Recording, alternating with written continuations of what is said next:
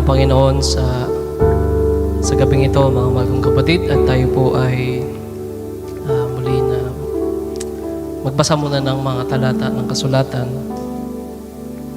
Hallelujah. Nawa ang Diyos ang patuloy na magbigay ng kaawaan at grasya na sa atin sa araw na ito. Hallelujah. So, nais ko po kayong anyayahan sa 2 Corinthians chapter 12, verse 9. Ayaw ko pong paggabalain pang mga oras. At tayo po ay tutungo sa panalangin. 2 Corinthians chapter 12, verse 9. Siguro sa King James Version. Sabi po dyan, "And he said unto me, My grace is sufficient for thee, for my strength is made perfect in weakness. Most gladly, therefore I will rather glory in my infirmities, that the power of Christ may rest upon me." Verse 10, "Therefore I take pleasure in infirmities and reproaches, and necessities and persecution and distresses for Christ's sakes. For when I am weak, then I am strong." At nais ko pang magbasa sa pangtalata sa Genesis chapter 18, verse 11. Sa verse 14 na lang. Sabi po dito, "Is anything too hard for the Lord?" So, ang Diyos sa magpala ng kanyang mga salita, mga kapatid, sabihin po natin amen. At tayo po ay minsan pang manalangin sa gabing ito. Hallelujah. Ama namin Diyos na banal, makapangyarihan sa lahat, nagpapasalamat muli kami sa gabing pong ito na pinagkaloob niyo po sa amin, na kami po ay magkatipon sa iyong dakilang pangalan, at kami po ay nagpapasalamat sa kalakasan na iyong pinagkaloob sa amin, sa pag-iingat mo po sa buhay na ito, mula nung kami po ay kanina hanggang sa pagparito po namin, at sa mga oras pang lumipas, Panginoon, nandoon yung biyaya mo at pag-iingat mo sa aming mga buhay. At Lord, sa mga oras na ito, patuloy po kaming dumadalangin, muli kami na nagdi-desire, Lord, na mapakinggan ng iyong mga salita. Panginoon, mangusap ka muli sa amin, sa kibuturan po ng aming mga puso. Abutin mo po yung mga puso sa araw na ito, ang bawat mananampalataya na nagbukas ng kanilang mga puso at kaisipan. At Lord, kung hindi man po tama ang aming mga puso, ay patuloy mo kami na tulungan, Panginoon, itama ang aming kalalagayan, Panginoon Diyos. At dalangin lang po namin, Panginoon, na lubos kaming pagpalain. At kami po, Panginoon, maraming kahinaan, maraming kakulangan pa, at kinakailangan namin ng Diyos na makapangyarihan, at ang Diyos na alam po namin na merong kakayanan na patuloy na magbago sa amin. Maraming salamat po, Panginoon. Pagpalain mo po ang bawat salita na mapapakinggan sa araw na ito. At itago mo po ako sa iyong likuran, sa iyong presensya, Panginoon, upang sa ganon ikaw lamang po ang makita. Maraming salamat po, Panginoon. Ito po ang aming pagsamo at pagdalangin. In Jesus Christ, I may pray. Pwede magsabi ng Amen. Amen. Mari po ba natin minsan pang palapakan ang ating Panginoon, mga kapatid? Tayo po ay makakaupo na sa mga oras na ito. So, salamat muli sa biyaya ng Panginoon na tayo po ay naparito. Mapakinggan muli po ang kanyang mga salita. So, actually po, hindi po talaga ako yung mga ngaral ngayon. Pero salamat po sa binigay na tiwala ng ating mahal na pastor. So, kanina lang po talaga ako nasabihan. Siguro mga bandang 3:00 na po yun. So, bago po ako, ngayon, actually kanina ay pinag-isipan ko po talaga ng gusto kung kukunin ko po ba yung slot na ito o pagkatiwala ko na lang po sa iba, sapagkat hindi po madaling ang mangaral, at isa pa, 1 oras na lang bago po sa itinakdang mga ngaral, mga kapatid. So, hindi po madali, pero salamat po sa kanyang biyaya. Siya po nagbibigay ng kalakasan at ng wisdom, mga kapatid. Hindi naman ito aking salita, kundi po salita po ng Diyos. So sa hindi pag-abala, mga kapatid, tayo po ay tutungo sa aking nahihanda sa araw na ito. So ang inspirasyon ay binigay sa akin ng Panginoon nung nung last week pa, at nung Sunday ay habang nakikinig sa ating mga kapatid, patungkol sa pananampalataya, patungkol sa predestination, ay ito po yung inilagay sa akin ng Panginoon about sa the unlimited God for a limited people. So yan po ang aking title sa araw na ito. The unlimited God for a limited people. So pag pinag-usapan po ang description o pag-define natin sa kung ano ang ating Diyos, mga kapatid, ay ang isa sa pwede nating i-describe sa ating Diyos ay yung pagiging unlimited. Pag sinabi pong unlimited ay infinite, without measure. So, familiar naman po tayo sa tinatawag na unlimited rice, no? Unlimited text, pero masasabi natin na mayroon pa ring limitation. Halimbawa na lang, yung tinatawag na unlimited rice, hindi naman natin kayang umubos ng 20 na rice, mga kapatid. Siguro si Brother Edison, kaya mo Brother Edison? Hindi siguro, no? So, yung sinasabi nilang unlimited rice ay meron pa ring limitation, mga kapatid. At ang nagbibigay ng limitation yon ay yung kalalagayan po natin. So, ang Diyos ay unlimited, pero lahat ng creation dito sa lupa ay meron pong tinatawag na limitation. Can you agree with that, mga kapatid? Lahat po ng nakikita nyo ay meron pong limitation. Pero ang Diyos ay unlimited. Wala pong measure. Hindi po siya bound sa tinatawag na time and space. So, ang Diyos kaya niya po na makita mula sa pasimula hanggang sa katapusan. Siya ay merong kakayanan na malaman na kung ano ang magiging pasimula at alam niya na din po yung magiging dulo po nito. Kaya nga po meron pong tinatawag na predestination at meron pong tinatawag na foreknowledge. Kasi meron na siyang alam sa lahat ng bagay na nangyayari po dito sa lupa. At kung iisipin natin kung walang ganong kapangyarihan ng Diyos o hindi unlimited ang Diyos o infinite, wala siyang kakayanan na makita ang pasimula at ang katapusan. So ano kaya ang mangyayari po sa atin? So siguro ay hindi po tayo, wala po tayo sa mga tao na mga maliligtas. O kaya walang kaligtasan na mangyayari. Pero sabi ng kasulatan, before the foundation of the world, meron ng kordero na namatay. Pinaslang, mga kapatid, para sa atin. So ganun po, ang Diyos natin ay unlimited, infinite, at without measure. Hindi natin pwedeng describe sa kung ano paman ang pwedeng ma-measure po dito sa lupa. Kasi lahat ng bagay po dito sa lupa ay kaya pong i-measure. Kahit po yung kakayanan po natin ay kayang i-measure. Naniniwala po ba kayo dyan, mga kapatid? Tayo, alam natin kung gaano lang po ang kaya nating itakbo. Tayo,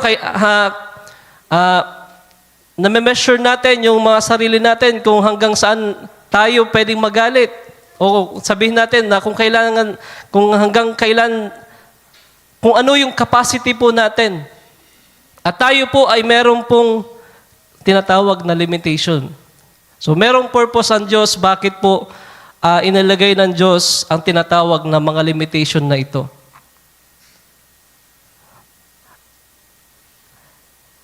At kung i-describe pa natin ang Diyos, mga kapatid, sabi ko nga kanina, hindi po siya bound sa tinatawag na time sapagkat nakikita niya mula sa pasimula hanggang sa kasalukuyan at hindi rin po siya bound sa tinatawag na space. So tayo, from point to point lang ang kaya natin na masaklawan. Halimbawa ako na nandito, hindi ko pwedeng masaklawan yung pwesto ng ating kapatid, ni Kuya Ninoy, o kung saan pa man. Ibig sabihin, presente lamang ako sa isang lugar. Pero ang Diyos, mga kapatid, pag pinag-usapan ang kanyang kapangyarihan at kalalaghayan, siya ay omnipresent. Siya ay merong kakayanan na masaklawan ang lahat ng dako sa pinakasulok-sulukan, mga kapatid. Kaya nga ang sabi sa Scripture, ang langit, ang kanyang luklukan, ang earth o ang lupa ay siyang kanyang tungtungan. So, nagpapakita ito ng omnipresent na kalalagayan, mga kapatid. At isa pa dyan, yung tinatawag na omniscience.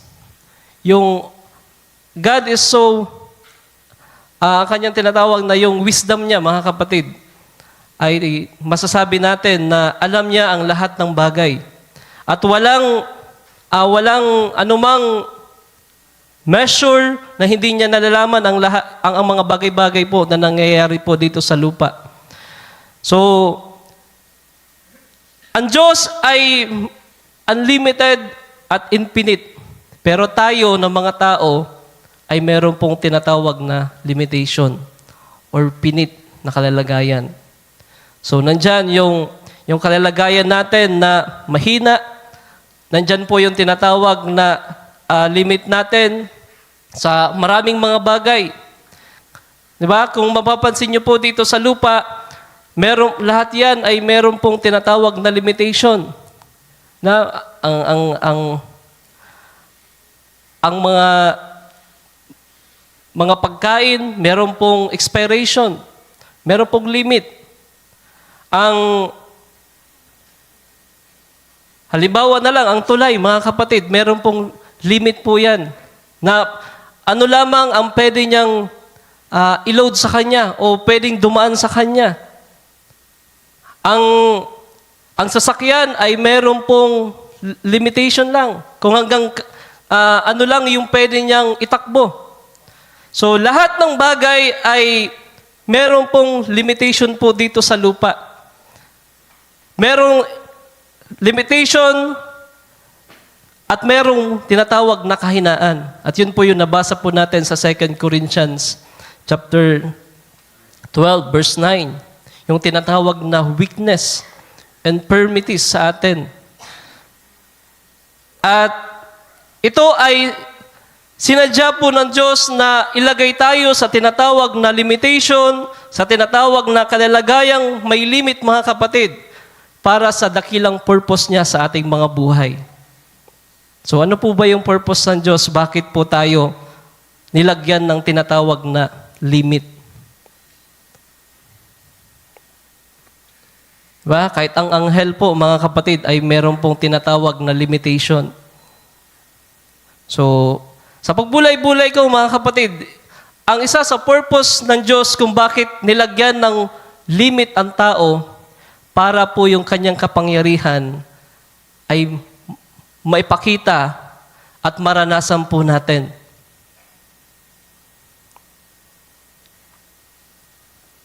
Tayo po ay magbasa ng scripture para ipakita lamang po yung nais kong ipunto sa araw na ito. So, 2 Corinthians chapter 12, verse 9. So, binasa na natin ito kanina. Basahin po muli natin. Sabi po dyan, "And he said unto me, My grace is sufficient for thee, for my strength is made perfect in weakness. Most gladly, therefore, I will rather glory in infirmities, that the power of Christ may rest upon me." So, ang isa sa dakilang purpose ng Diyos, mga kapatid, bakit nilagyan tayo ng tinatawag na limitation o weakness para ipakita o i-manifest ng Diyos ang kanyang dakilang kapangyarihan sa atin.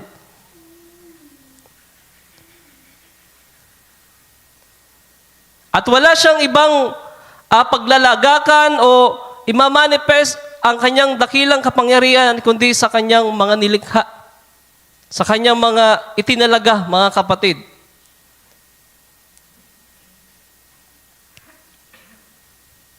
Yan po yung unang aking napagbulay-bulay, mga kapatid, na bakit nilagyan ang tao ng tinatawag na limitation. So, merong bagay na nais ipakita ang Diyos kung bakit tayo nilagyan ng limit. Diba?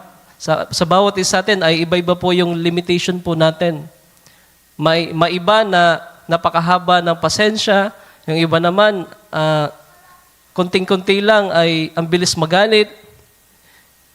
Pag pinag-usapan naman ang physical, ang iba ay madaling mabilis, ang iba naman ay hindi mabilis.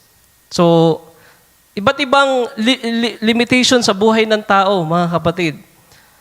So, ang purpose po pala ng Diyos, bakit po tayo nilagyan ng limitation, unang-una dyan ay para ipahayag o i-manifest niya ang kapangyarihan sa kanyang mga nilikha o sa ating mga itinalaga. And I believe na ito ay na isang Diyos na ipakita sa atin.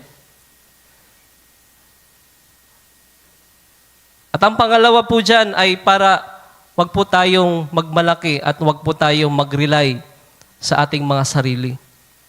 So, kapag ang isang tao kasi ay malakas, kapag ang isang tao ay iniisip niya na siya ay makapangyarihan na at tila baga iniisip niya na parang wala na siyang limit sa kanyang sarili, doon siya nagmamataas. Doon siya nag-iisip ng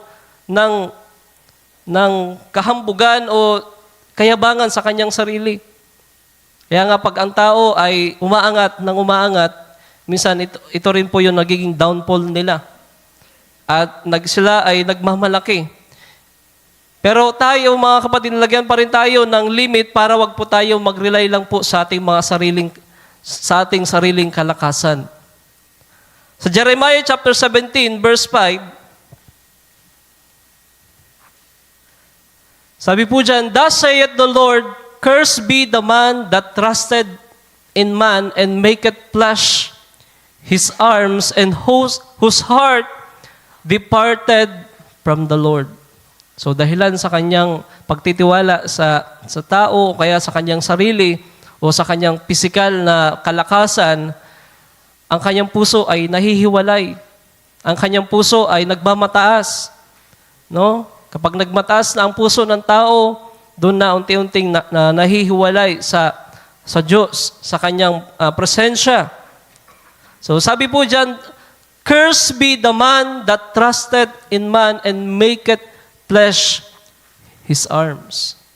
Ibig sabihin, masumpa ang isang tao na nagtitiwala sa kanyang kapwa-tao. Ibig sabihin niyan, mga kapatid, yung pagtitiwala sa sariling lakas po natin. So, ang purpose ng Diyos, bakit po niligay yung tinatawag na limitation po sa atin, para wag lang po tayo mag-rely po sa ating sarili.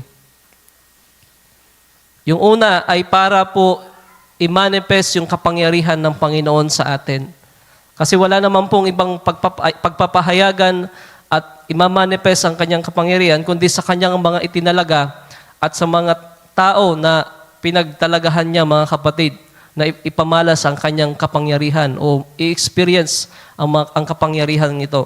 So mamaya ipapakita ko na napakahalaga po na makita natin yung description ng Diyos natin bilang isang makapangyarihan. Kasi tayong mga tao minsan nakakalimutan natin at minsan dahilan sa unbelief natin, nagre-rely po tayo sa ating mga sariling kakayanan. No? Bilang tayo mga tao, minsan, dahilan sa kakayanan natin, sa kung anong meron tayo, minsan tayo po ay nagre-rely po sa ating sariling kakayanan at nababaliwala po natin yung kapangyarihan ng Diyos na umiiral. So, ito po ay kalalagayan ng tao. No? Dahil lang po sa nangyari po doon sa Garden of Eden, nung nag-rely si Adan at saka sa Eva sa kanilang sariling kaisipan, sa sarili po nilang kakayanan, doon po sila unti-unting lumayo sa presensya ng Panginoon. So, ganun din po sa atin, mga kapatid. Sometimes tayo ay nakakalimutan natin na meron tayong infinite at meron tayong makapangyarihan Diyos sa buhay po natin. Pero ang problema kasi talaga po natin ay yung tinatawag na unbelief. Yung capacity natin na pagdating sa pananampalataya ay napakaliit ng pananampalataya natin na kuminsan ito nagiging dahilan o nagiging barrier para kumilos at gumawa ang Diyos sa buhay po natin. At alam po natin na kumikilos ang kapangyarihan ng Diyos sa pamamagitan ng pananampalataya. Diba? Nung nakita alam natin yung story ng babaeng inaagasan na babae. Ano ang nagpakilos sa kapangyarihan ng ating Panginoon? Yung pananampalataya ng babae yung pananampalataya ng babae sa ating Panginoon. Ang nagpakilos doon sa kapangyarihan ng Panginoon ay yung pananampalataya.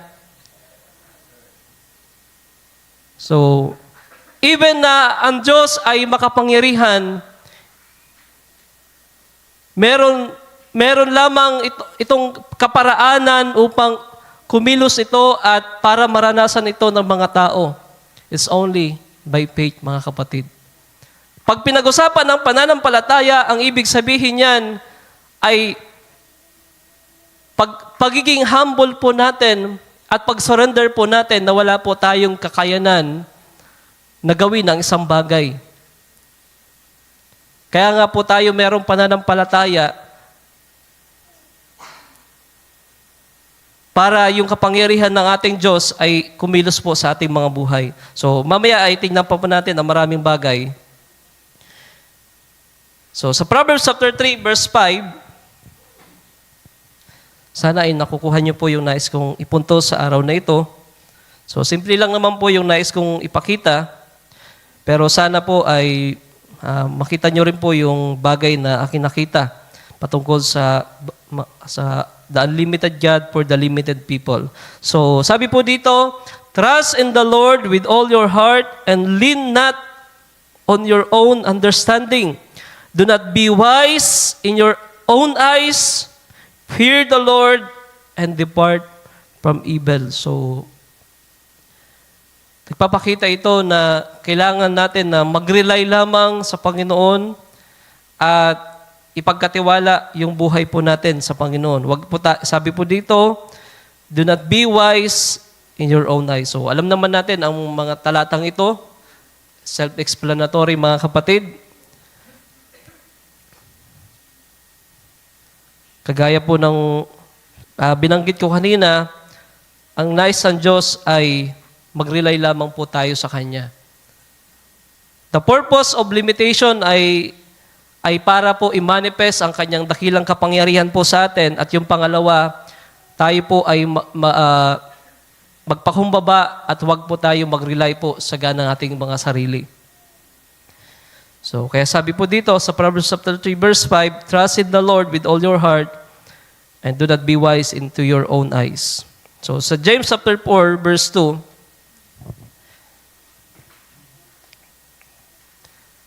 sabi po dyan, kayo'y nangag-iimbot at kayo'y wala, kayo'y nagsisipatay at kayo'y nangaiinggit at hindi maaaring kamtan, kayo'y nakikipag-away at nakikipagbaka, kayo'y wala sapagkat hindi kayo nagsisingi. Verse 3, kayo'y nagsingi at hindi kayo nagsitanggap sapagkat nagsingi kayo ng masama upang gugulin sa inyong mga kalayawan. So, dito habang nagbubulay-bulay ako, mga kapatid, sometimes kahit na makapangyarihan ang Diyos natin na pinaglilingkuran, kahit sabihin natin na makapangyarihan, kung minsan hindi ibinibigay ng Diyos yung desire natin sapagkat mali yung bagay na hinihingi natin.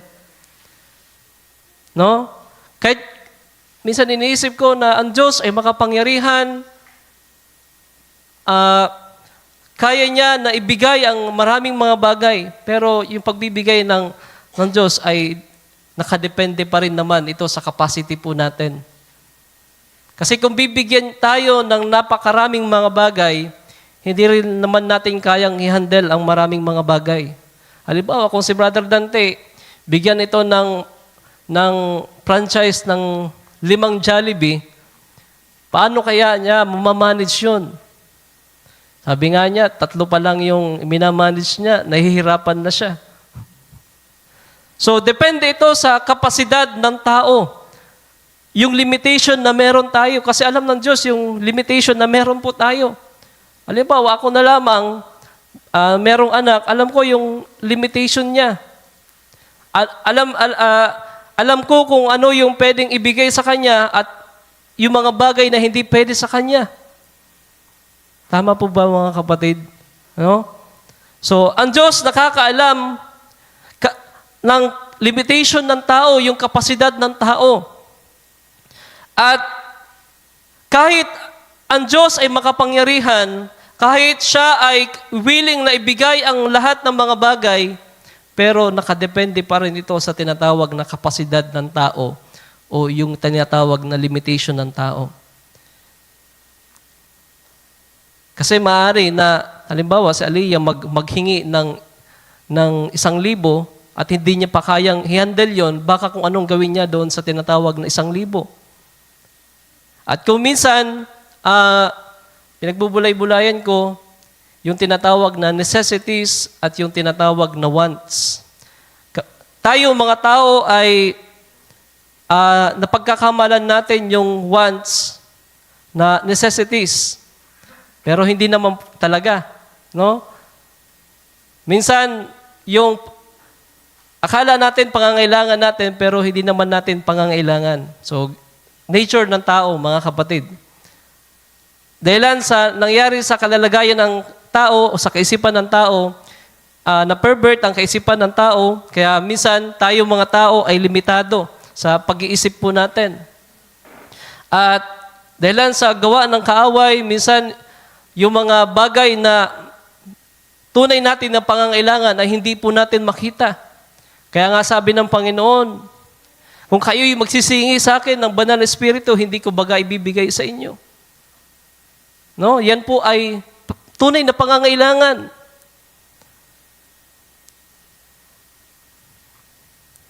At kung hingi tayo, mga kapatid, ay yung tunay na pangangailangan po natin. Paglago, kinakailangan natin ng banal na espiritu, kinakailangan natin na pag pinag-usapan din naman yung physical, yung pangangailangan po natin sa pang-araw-araw ay may bigay ng Panginoon. At kaya sabi po dyan sa verse 3, kayo nagsisingi at hindi kayo nagsisitanggap sapagkat nagsisingi kayo ng masama upang gugulin sa inyong mga kalayawan. Ito sa panahon po natin ngayon, alam naman po natin na napakaraming mga pwedeng attempt sa atin ng kaaway, mga kapatid. At dito nagkakaroon ng maraming problema ang tao pagdating sa kalayawan. They are spending too much hanggang sa hindi na kayang bayaran.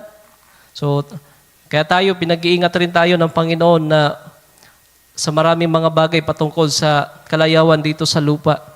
Huwag tayong matempt na we overspend sa kakainan na meron lamang po tayo. So, ang Diyos alam mga kapatid, yung limitation po natin, yung kapasidad po natin, at kung ano lamang po yung ibibigay po sa atin. Kahit na ang Diyos ay makapangyarihan, siya ay unlimited, infinite, pero meron pa rin pong tinatawag na capacity ang isang tao. Depende ito sa kung ano yung pananampalataya at kung ano yung kalalagayan na meron po tayo. So, magbasa pa po tayo ng mga quotes ng ating kapatid Brother Branham. So, ano yung mga bagay na nagiging limitation o nagiging hadlang para kumilos at maranasan natin yung kapangyarihan ng Panginoon sa buhay po natin, mga kapatid. So, simple lang ito. So, sa The Lamb's Book of Life, may 4 po akong quotes na tinala po dito at basahin po natin ang lahat ng to. So, di naman po ako nakapag-prepare ng napakaraming mga bagay sapagkat konting oras lang po talaga yung preparation ko. Pero by the grace of God, ito po yung pagsalusaluhan po natin. So, sabi po dyan, "Listen to me, my weary brother. The Bible said that Jesus was the Lamb of God slain from the foundation of the world. Notice, oh my, how this burns your heart. How this gives you the hope way back before the foundation of the world. When Satan perverted, the evil God, being infinite, looked down through the stream of time and saw the end." So, ipinapaliwanag po dito ni Brother Branham na ang Diyos bilang infinite, nakita niya na yung pasimula at hanggang sa pagtatapos, yung stream of time, and saw the end. So, ganyan po ang Diyos po natin na pinaglilingkuran. No, hindi siya kagaya ng tao na ang alam lang yung kasalukuyan. Well, pwede natin makita yung pamamagitan ng vision na meron tayo, pero hindi talaga natin makita yung literal. Pero ang Diyos, mga kapatid, mula sa pasimula hanggang sa pagtatapos, ay alam niya na ito. Because He is infinite. God being infinite, looked down through the stream of time and saw the end. For knowledge, if we don't know all things, you have limited God. So, kung hindi niya daw alam ang lahat ng bagay, siya ay limitadong Diyos. You've made Him finite like you and I, but God is unlimited. God's power, God's knowledge, everything, He is the omnipotent. Amen. So, ang Diyos, mga kapatid, bilang may foreknowledge, nalalaman niya na po ang lahat ng mga bagay mula sa pasimula hanggang sa pagtatapos. Kaya nga po may tinatawag na predestination before the foundation of the world kasi nakita niya na, mga kapatid, yung pasimula hanggang sa pagtatapos. Kaya ka narito, Sir Isay, narito ka dahilan predestinado ka. Bago ka pa man ipinanganak, alam na ng Diyos na tatanggap ka sa Panginoon. Hindi po nagkataon na narito ka sa gawain ng Panginoon. At ako rin po, hindi po nagkataon na kasama niyo ako sa gawain ito. It is predestination. Hindi po aksidente na tumanggap ka sa Panginoon. It is preordained, mga kapatid. It is foreknowledge of God. Alam niya na kung sino ang mga taong tatanggap at hindi tatanggap sa Diyos.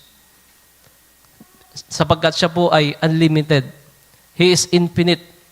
Hindi siya kagaya ng tao na finite. Merong measure lamang ang kaya makita. So, magbasa pa po tayo. Sir, we would see Jesus. Sabi po dyan, now we get ourselves work in with the human element of time element.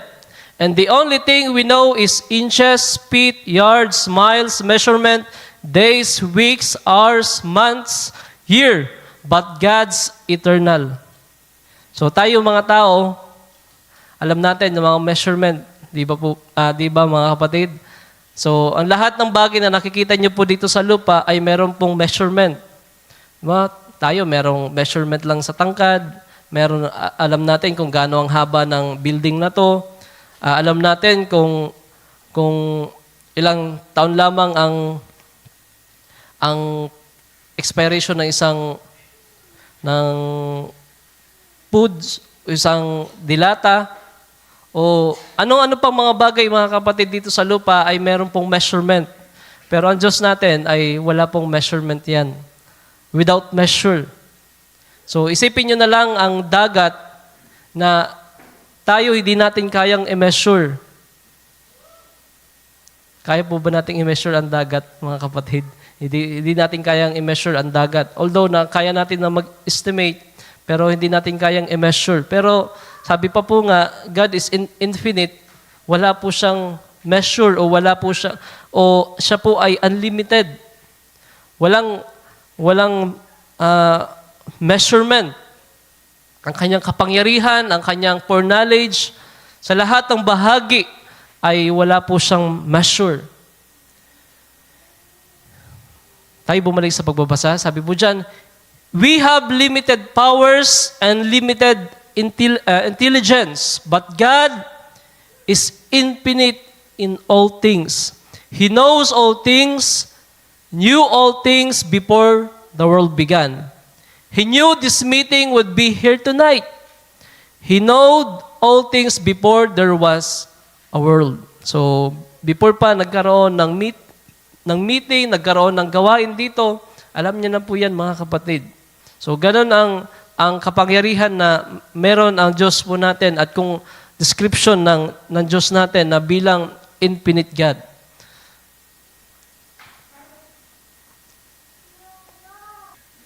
Sabi po dyan, cause He could tell what would be in the end time from the beginning, makes Him God. Nothing else, no one else, no other being, no other person could ever do that, but God alone. Can you say amen, mga kapatid?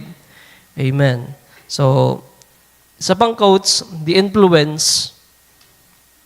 Okay, paragraph 6. Sabi po dyan, Jesus one time coming from another country came into His own and they said, we heard you did so and so at such a place. But then He could not do many mighty works. So, sabi po dyan, we heard you did so and such place. So, sinasabi ni Brother Branham dito na tinutukoy niya yung Matthew chapter 13, verse 54 hanggang verse 58 na nabalitaan namin na marami kang ginawa sa ganitong lugar. Sa ganitong lugar. But then He could not do many mighty works. Pero dito sa lugar namin ay hindi ka makagawa pa ng marami pang mga gawa, na mga dakilang gawa. Now, we don't like to say it that way, but that's the way the Scripture says. And He could not do many mighty works because of their unbelief. So, bakit po hindi nakakakilos at nakakagawa ang kapangyarihan po ng Diyos sa buhay po natin? So, habang nagbubulay-bulay ako, mga kapatid, although na ang Diyos ay makapangyarihan, siya ay sa isang iglap ay pwede niyang gawin ang maraming mga bagay, pero nakadepende pa rin ito sa kung ano yung capacity natin at sa pananampalataya po natin. No?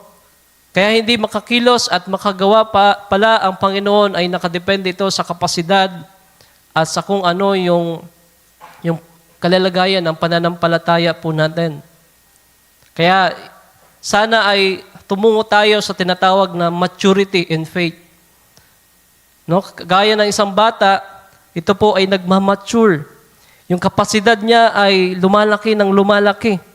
Diba? Iba yung kapasidad ng bata, iba rin po yung kapasidad ng matanda na kaya niya na i-handle yung maraming mga bagay. He could not do many mighty works because of their unbelief. Dahil sa kanilang rejection at hindi pagsampalataya sa Panginoon, kaya hindi makakilos ang Panginoon. And God's power is limited to your faith in it. See? So, basahin ko ulit. And God's power is limited to your faith in it. See, that's the only limit it has is your faith. And if all things are possible to them that will believe it. See, there is a great God in heaven, and if we could only get in contact like a direct line to Him, all things are possible. But we must come in contact with Him with no statics, nowhere, just a clear channel between us and God. Sabi po dyan, then He said, if you don't doubt in your heart but believe that what you have said, now you can bluff it. Satan doesn't bluff too easy, so can bluff it. So, ang isang naglilimit po sa kapangyarihan ng Diyos, yung kalalagayan ng pananampalataya na meron po tayo. So, kung ano yung kapasidad at kung ano yung kalalagayan ng pananampalataya po pala natin, nakadepende rin po yan sa kung ano yung kapangyarihan ng Diyos sa pwede natin na maranasan. It limit the power of God do many mighty works in our lives sa buhay po natin, mga kapatid. So, isa pang quotes. So, ang Diyos nawa ang patuloy pa na magdagdag sa bawat isa atin. So, isang quote na lang at yung iba ay Bible scripture. So, sabi po dyan, in the church and you're sitting here tonight, you're struggling, and God is pulling you and showing you things. If you can ever pass the sin barrier of unbelief, the unlimited revival will break out through the United States and everywhere if you can beyond the sound barrier, that sin barrier of unbelief.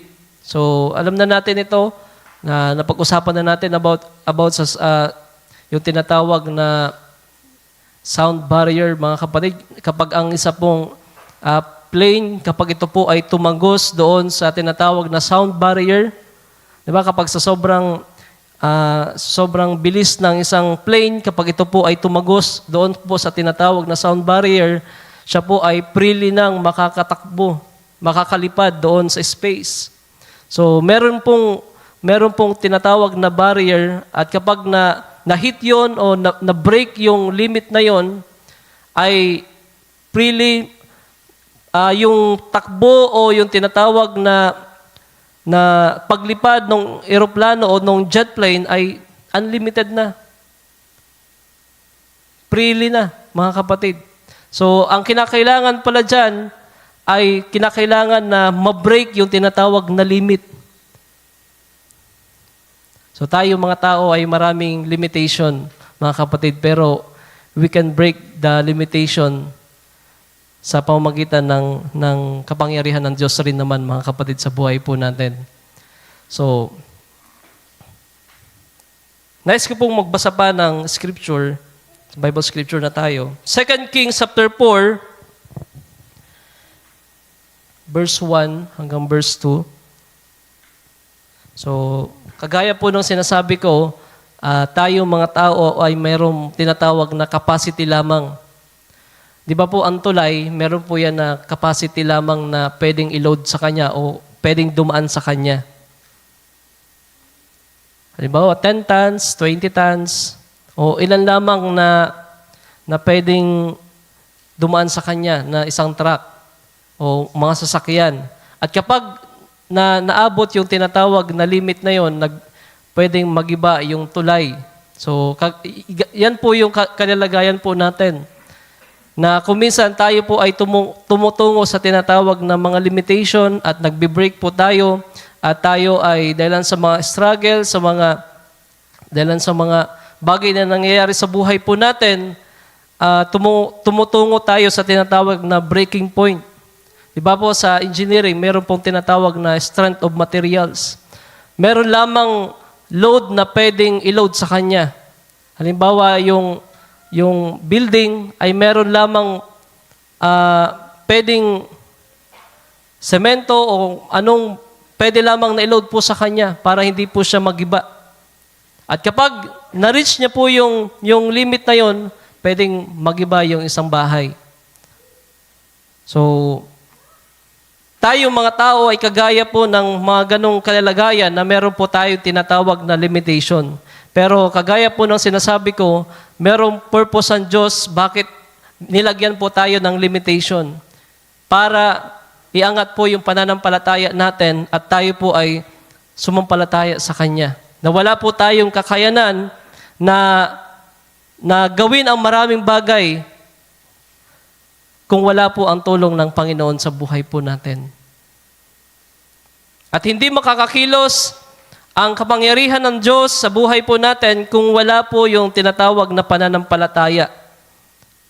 Hallelujah. So, sa 2 Kings chapter 4, makikita po natin na yung babaeng ito ay, yung widow woman na ito ay tumungo na sa tinatawag niyang limitation sa buhay niya.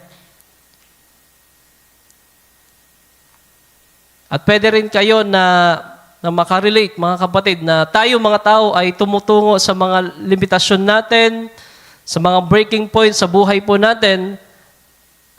At kung wala po ang tulong ng Diyos, hindi mariresolbahan yung pangangailangan, kagaya ng widow woman na ito. So sabi dyan, sa Tagalog na lang siguro, Sir Ann, para mabilis. So familiar po sa atin yung kwento po ng widow woman na ito na sa panahon po ni Elisha. So sabi po dyan, sumigaw nga kay Eliseo ang isang babae na isa sa mga asawa ng mga anak ng mga propeta. Yung nagsasabi, ang iyong lingkod na aking asawa ay patay na, at iyong talastas na ang iyong lingkod ay natakot sa Panginoon, at ang pinagkautangan ay naparito upang kuning alipin niya ang aking dalawang anak. So, problemado ang widow woman na ito sapagkat yung husband niya, nung namatay, ay marami ng kautangan sila na meron sila. At problemado yung widow woman. At sinasabi niya ito kay Propeta Elisha. At yung asawang lalaki niya, yung asawa niya ay ito po ay naglingkod sa Panginoon. Naglingkod sa Diyos. Verse 2. At sinabi ni Eliseo sa kanya, anong gagawin ko sa iyo? Saysayin mo sa akin, anong mayroon ka sa bahay? At sinabi niya, ang iyong lingkod ay walang anumang bagay sa bahay, liban sa isang palyok na langis. So, makita nyo yung limitadong kalalagayan ng babae. Makita nyo yung struggle na kalalagayan ng babaeng balo. So, sabi ni Eliseo, anong meron ka? Sabi ng babaeng balo, meron lamang ako dito na isang palayok ng langis. So, yun lang po yung meron yung babaeng balo nito. Sa verse 3, nang magkagayoy, sinabi niya, ikaw ay yumaon, manghiram ka ng mga sisidlan sa labas sa lahat ng iyong mga kapitbahay, sa makatuwid bagay ng mga walang laman, sisidlan, huwag kang manghiram ng kaunti. So, yung capacity niya na iisa lang ay magkakaroon ng mas maraming capacity kapag siya po ay humiram ng mga palayok doon sa mga kapitbahay niya na. Mula sa isang palayok, manghihiram siya ngayon ng maraming palayok pa para yung kapasidad ng pwedeng paglagyan ng oil ay marami. So sa verse 4, at ikaw ay papasok at ikaw at ang inyong mga anak ay magsasara ng pintuan at iyong ibubuhos ang langis sa lahat ng sisidlang yaon at iyong itatabi ang mapuno. Verse 5, sa gayoy nilisan niya siya at ang kanyang mga anak ay nagsara ng pintuan at kanilang dinala ang mga sisidlan sa kanya at kanyang pinagbuhusan. Verse 6, at nangyari nang mapuno ang mga sisidlan na kanyang sinabi sa kanyang anak, dalhan mo pa ako ng isang sisidlan, at sinabi niya sa kanya, wala pang sisidlan at ang langis ay tumigil. So makita natin doon sa kwentong niyan ay mula sa limitadong kalalagayan ng babaeng balo, siya po ay maraming pinagkakautangan At yung asawa niya na naglingkod sa Panginoon ay namatay na. Ngayon, ang kalalagayan ng babae ay nasa matinding kahirapan. So, buti na lang dumating si Propeta Elisha at doon siya nagpahayag ng kanyang malaking problema. At ang sabi ni Propeta Elisha, kumuha ka sabi ng Propeta Elisha, anong meron ka? Isang palayok ng langis. At sabi pa ng Propeta Elisha, manghiram ka pa ng mga palayok doon sa katabi mong kapitbahay. Magdala ka. At nung nagdala yung babae, yung anak, yung langis ay pinuno ang lahat ng mga hiniraman na palayok, mga kapatid. So, mula sa isang capacity ay lumaki yung kapasidad na pwede niyang taglayin dahilan meron siyang nakuhang mga palayok.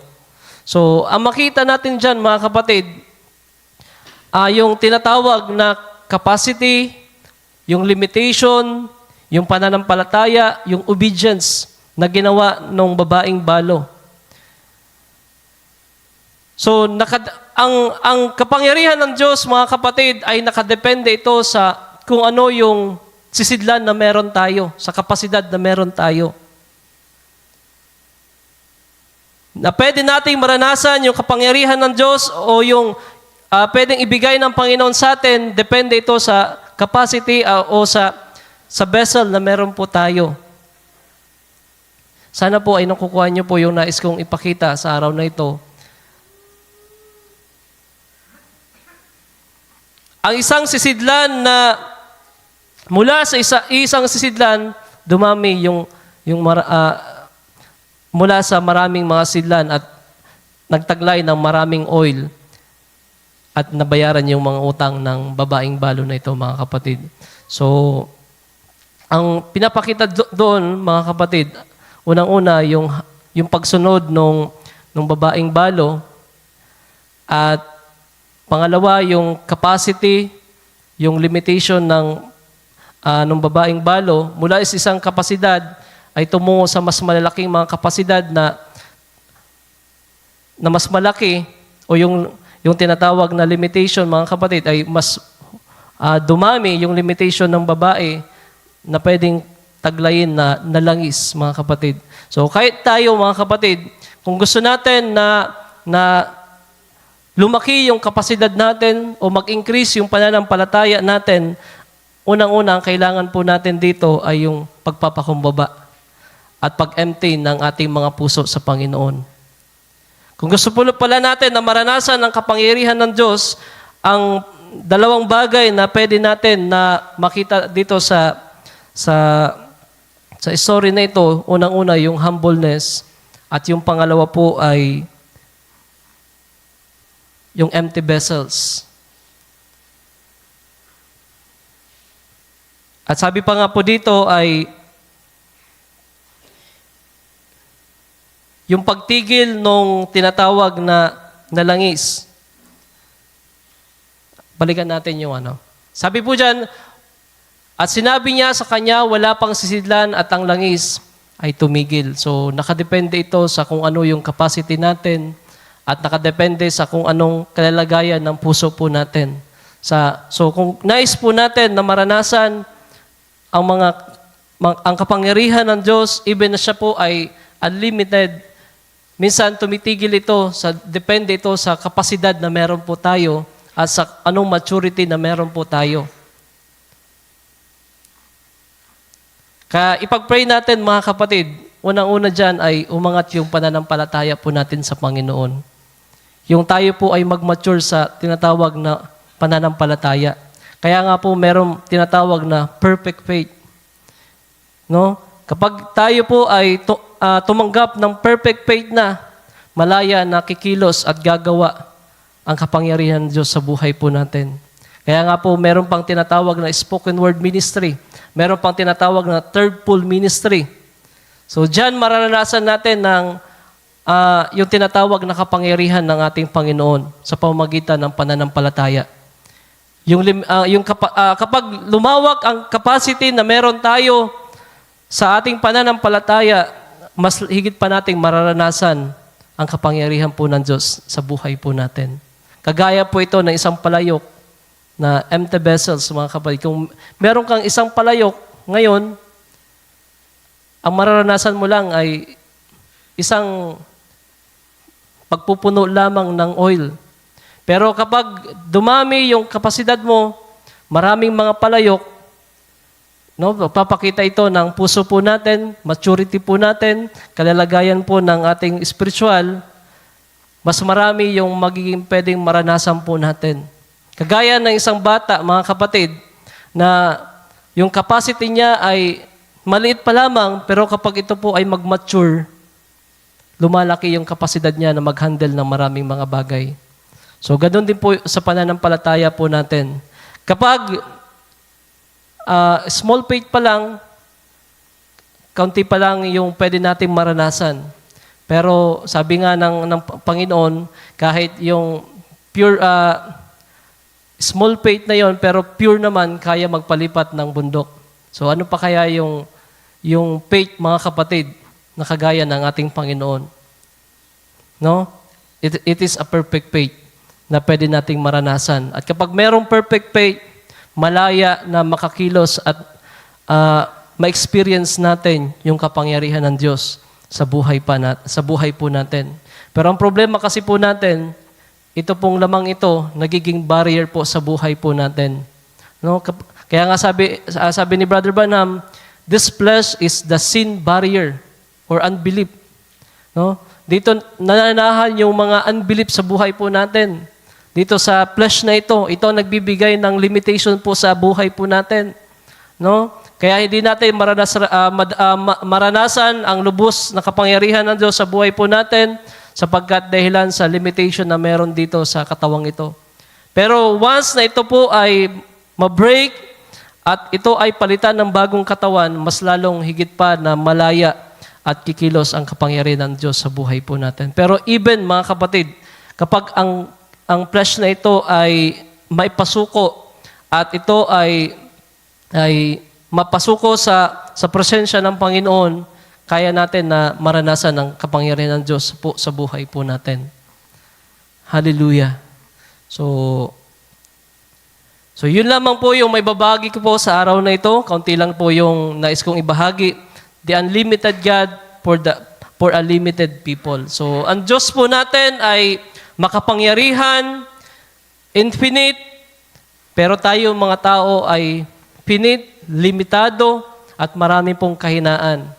The very purpose ng Diyos, bakit binigyan tayo ng limitasyon para po ipamalas niya ang kanyang kapangyarihan po sa buhay po natin. I-manifest yung kapangyarihan niya bilang Savior, bilang tagapagpagaling, bilang merong alam sa lahat ng bagay, bilang marami pang attributes na pwedeng ipamalas ng Diyos sa atin, mga kapatid, ang kanyang kapangyarihan sa buhay po natin. At ang pangalawa, para wag po tayo mag-rely po sa ganang ating mga sarili.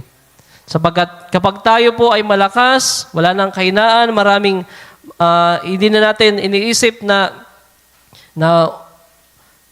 hindi na natin we are above all, o kaya sabihin natin na tayo ay umaangat na at hindi na natin nakikita yung limitasyon po natin. Sometimes tayo po ay napapalayo sa presensya ng ating Panginoon. So, salamat sa kanyang biyaya sa buhay po natin. Although na we are limited, pero kapag pinaparanas niya ang kanyang kapangyarihan po sa buhay po natin, mga kapatid, tayo po ay nagiging malakas. Kagaya po nung sinasabi ni Apostol Pablo, basahin po natin sa 2 Corinthians chapter 12, verse 9. Andito po tayo magtatapos. And he said unto me, my grace is sufficient for thee, for my strength is made perfect in weakness. Most gladly, therefore, I will rather glory in my infirmities, that the power of Christ may rest upon me. Gusto po ba natin na maranasan ng kapangyarihan ng ating Panginoon sa buhay po natin? So, kailangan po natin na i-acknowledge yung limitation na meron tayo, yung weaknesses po na meron tayo. kapag tayo po ay in-acknowledge natin ang maraming bagay na yan sa buhay po natin, yung kapangyarihan naman ng Diyos ay nahahayag po sa buhay po natin. Hallelujah. So, there is a purpose. There are purpose kung bakit tayo binigyan ng limitation, mga kapatid. Although God is unlimited, pwede niyang iparanas ang maraming mga bagay. Pero kahit po sa pagbibigay ng Panginoon ay meron pa rin pong limitation. Hindi po lahat ng bagay na pwede nating gugustuhin ay pwede nating matanggap. No? May mga bagay na desire po tayo sa buhay na ito na minsan hindi ibinibigay ng Panginoon sapagkat nililimitahan niya rin kung ano yung pwede sa atin at yung kapasidad na meron po tayo. At yun po ay for the sake na tayo ay maturuan, maprotektahan mga kapatid sa maraming mga bagay. So, God bless you sa araw na ito. Nawa ang Diyos ang nagpala sa inyo mga kapatid. The unlimited God for the limited people. Kahit tayo ay limitado, pero meron po tayong isang Diyos na unlimited, infinite God na pwedeng pagkatiwalaan po natin ng ating mga buhay. At nawa ito ay magbigay ng encouragement po sa atin, sa bawat isa atin. Tulungan po tayo ng Panginoon sa buhay pananampalataya. Ito lamang po ang aking may babahagi. Tayo po ay minsan pang manalangin. Hallelujah. Dakilang Diyos, aming Panginoon, maraming salamat po sa araw na ito. Salamat po sa patuloy mong biyaya sa aming mga buhay. Tunay, Panginoon, na Ikaw ang aming nakikilala na makapangyarihan, isang unlimited, infinite na Diyos sa buhay po namin. Pero kung minsan, Panginoon, nakakalimutan po namin dahil sa kakulangan po namin ng pananampalataya, dahil sa kasalanan, dahil sa mga maraming mga kaisipan po na meron po kami. Pero salamat po, Panginoon, pinaparealize mo sa amin na meron kaming Diyos na the same. Ang Diyos na hindi nagbabago. He is the same yesterday, today, and forever. At alam po namin, Panginoon, na hindi ka magbabago, Panginoon Diyos, sapagkat you are infinite God, without measure. At salamat po, Panginoon, sa gabing ito. At hayaan mo po ng bawat isa amin na magpatuloy sa pagbuhay paglilingkod na ito. At kami po ay palakasin mo, anuman struggles, anuman na limitation na meron kami, Panginoon Diyos. Ikaw po ang patuloy na kumilos at gumawa sa amin, Panginoon. Maraming salamat po sa araw na ito. Nais kong ibalik ang mataas sa karangalan, papuri at pagsamba sa tanging pangalan mo lamang, sa pangalan lamang ng aming Panginoong Jesucristo, at po ay magsabi ng Amen. Amen. Ating minsan pang palapakan ng Panginoon at nais kong ibigay. Richard? Amen. Salamat ating kapatid. Actually, kanina pa ako kinakabahan mga kapatid sapagkat habang sinusundan ko ang ating kapatid, Brother Jeric, ay may mga bagay din po ako nakikita at ayoko sanang tumayo kung hindi niya ako tatawagin mga kapatid at naghihintay din po ako ng kudyat sa ating pastor. So, gayon pa man ang Panginoon po ang nakakaalam ng lahat ng mga bagay. At napakaganda po ng ating napakinggan. Amen? At gusto ko lang mga kapatid sumusog ng kaunti. May oras pa naman po. So, paintulutan nyo po na ibahagi ang ilang mga bagay. So, dahilan ako po ay nagagalak na ibahagi din po ang mga bagay na ito. Kunti lang po na nakita ko na marahil ay makatulong bago po tayo magtapos. At mamaya ibabalik ko din po sa ating tagapanguna. So, salamat sa Panginoon. So, may sinend ako sa ating mga kapatid na nais ko lang sumusog mga kapatid sapagkat yung title po ng ating kapatid, Brother Jeric, ay The Unlimited God for a Limited People, na nagkaroon po ng katanungan sa aking isipan na binubulay-bulay ko din mga kapatid habang nakikinig sa ating kapatid na yung tao tunay po na limitado, lahat tayo limitado, pero parang may sumasagi sa isipan ko mga kapatid na tayo ay darating yung punto na yung pagiging limitado natin mga kapatid ay kagaya nga po nung yung sin barrier na binabanggit ng ating kapatid, yung unbelief barrier, kapag ito po ay nalampasan natin, tayo po ay malayang makakalipad. Sabi ng quote ng prophet, sabi rito sa Looking at the Unseen, Sa paragraph 78, sabi niya rito, "But if you just look at the unseen,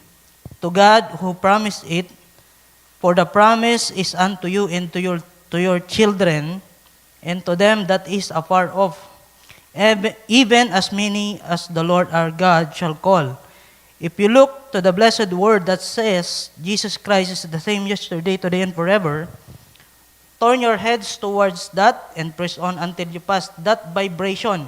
So ito na yung binabanggit ni Bar Jeric, na mayroong vibration, mga kapatid. Kapag ka nalampasan daw yung vibration na yon, pass the unbelief barriers and the sin barriers and all the barriers that seem to hinder you, then you'll fly free in the faith of God. So, hindi mananatiling may limit yung tao, mga kapatid, na especially sa mga mananampalataya ng Panginoon. So, ito yung sumasagi sa akin kanina, na limitado ba tayo, mga kapatid? Yes, sa panahon na ito, limitado po tayo. Pero darating yung pagkakataon na, sabi nga ng ating kapatid, rapturing faith, perfect faith, magkakaroon ng pagbabago sa ating kalagayan. Kapag mabago na yung physical natin, mga kapatid, wala na itong kamatayan, then magbabago din po yung limitation natin. So, sabi pa rito, then you'll fly free in the faith of God, knowing that all things are possible. Amen. So, wala nang imposible. So, wala nang limitation yan, mga kapatid. Then there is no limit. They say, hardly to the speed the plane will go. If there is no limit to the speed of the plane will go, there is no limit to the blessings that God will pour down upon a believer that will believe. Di ba? So, sabi nga ng ating kapatid, Bar Jeric, yung maliit na butil, kagaya ng maliit na butil ng mustasa, ay marami nang magagawa, mga kapatid. Then there is no limit. Sabi pa rito, the scripture claims to be the same yesterday, today, and forever. Walang pagbabago, mga kapatid. Amen. At yung isa pang quote, sabi rito, where I think Pentecost failed, I said, now hear what it is. I said, now you got an x-ray machine there. You can look through a human body and so forth. Well, that's wonderful. That's the tree of knowledge that was in the Garden of Eden. And man's been eating from the tree since Eden. So, but I said, it's got a limitation. But I said, sabi rito, so that's the tree of knowledge that was in the Garden of Eden. And man's been eating from that tree since Eden. So, but I said, it's got a limitation. So, mayroong limitation daw po yung pagkain doon sa Garden of Eden. But I said, the tree of faith of God is unlimited. So, mayroong unlimited, mga kapatid. I said, you believe science as far as science can go. Then when you can't scientifically search it out anymore. Sabi pa rito, then step up and start believing from then on. So yung mga atheist po kasi, nanatili lang sila doon, mga kapatid. Pero nung mag-step up na yung mga atheist na ito, may mga atheista na iniwan na yung pagiging atheista at nagpasimulang maniwala, nakilala nila ang Diyos, mga kapatid. And start believing from then on, I said that's the way you have to do it. So last quote, mga kapatid. So sabi rito, faith once delivered to the saints. Paragraph 62, some people want to limit that faith to a creed. Some want to limit it to a denomination. But I say this upon the authority of God's word. There is no limit to the faith of God that He left for His church. Because He said all things are possible to them that believe. It's not limited. So, agree naman ako sa ating kapatid at napakaganda ng kanyang binahagi, mga kapatid. Ngunit kagaya ng kanyang pagtatapos, mga kapatid, ay tila baga mayroon siyang gusto pang ipakita pa. Ngunit alam ko na limitado rin po kasi yung oras niya na mag-prepare, mga kapatid. At nakita ko, sabi ko, tawagin ako. Okay, pero kung hindi na, wala rin problema. So, sabi rito, there's no limit to the faith of God that He left for His church. Because He said all things are possible to them that believe, it is not limited. Sa Mark chapter 9 verse 23, and Jesus said unto him, if thou canst believe, all things are possible to him that believe. So walang imposible sa kanila na sumasampalataya. At sa John chapter 15 verse 5, sabi rito, kagaya nung example ng ating kapatid doon sa Bethel, mga kapatid, ito rin ay halos parallel po doon. Sa John chapter 15 verse 5, I am the vine, ye are the branches. So iba na po kasi mga kapatid, kapag yung bride at saka ang ating Panginoon ay magkaisa na, halos parehas na po yung kalagayan, mga kapatid. Kagaya ni Queen Esther at nung hari, mga kapatid. Lahat ng meron yung hari, meron din sa Esther. No limitation, mga kapatid. He that abideth in me and I in him, the same bringeth forth much fruit. For without me, you can do nothing.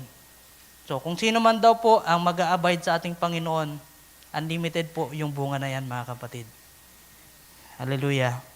So, pero alam ko, nasa kalagayan natin, mahirap pa pong manatili sa ating Panginoon. Pero dito sa Ephesians chapter 3, verse 14 to 21, last na po ito. At salamat sa Panginoon. Nais ko lamang pong dumagdag ng kaunti, mga kapatid.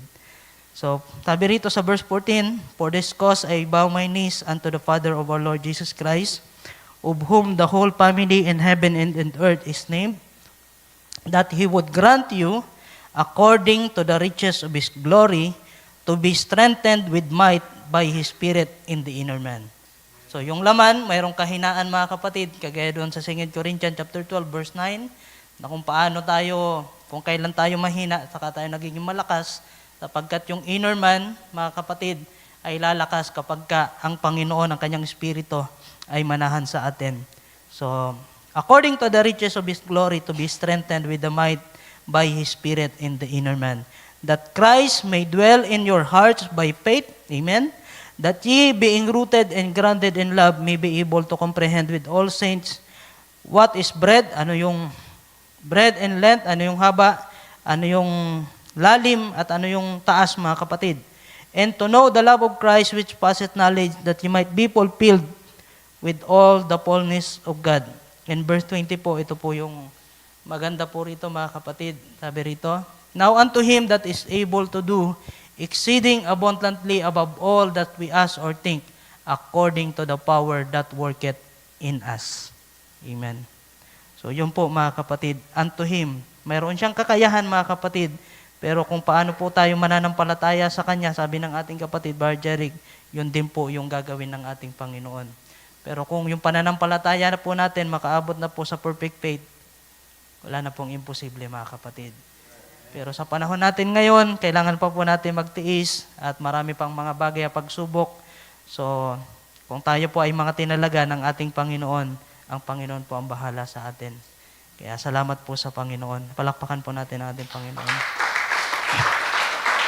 So, amen. So, nagiging limitado po, mga kapatid, sapagkat sa kalagayan po natin. Pero kagaya po ng sinabi ng ating kapatid, so aabutin po natin yung perfect faith. Umasa lang po tayo at manampalataya sa ating Panginoon. Amen. At sa Panginoon ko po binabalik ang lahat ng pasasalamat ka po rin. So, binibigay ko sa ating kapatid, Barjap. So, 7:40 po. Salamat po sa Panginoon. Amen. God bless you all.